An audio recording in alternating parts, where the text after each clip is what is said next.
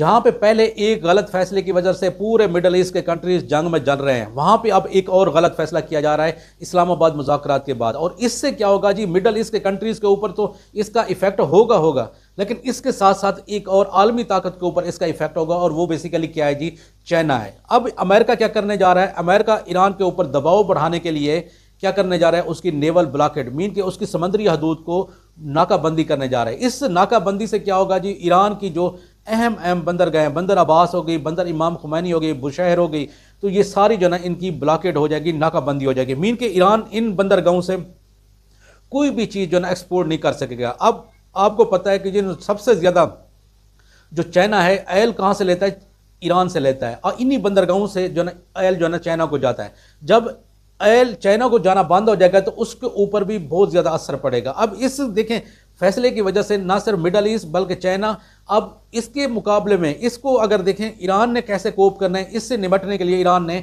अपने प्रॉक्सीज को, जो उसके ग्रुप्स हैं, उनको मुतहर्रिक कर दिया। उन ग्रुप्स में से अगर देखें तो सबसे अहम जो प्रोमिनेंट है वो यमन के हौसी हैं, और वहाँ पे देखें यमन के साथ साथ क्या कौन सी एक और जना एरिया आ जाता है, समुद्री हदूद आ जाती है, वो बाबुल मंदब आ जाती है। अगर वो मुतहर्रिक हो जाते हैं तो सऊदी अरब की बंदरगाहें जो है ना वहाँ पे उसके ऊपर इसका असर पड़ेगा। जब सऊदी अरब की जो है दमाम सबसे जो है ना प्रोमिनेंट है उसके ऊपर असर पड़ेगा, फिर कतर की हमद के ऊपर असर पड़ेगा, तो ये सारी बंदरगाहें जो है ना इनके ऊपर असर पड़ेगा। जब इन सारी बंदरगाहों के ऊपर एक्सपोर्ट बंद हो जाएगी तो इससे पूरी दुनिया जो है ना देखें इसकी जद में आएगी।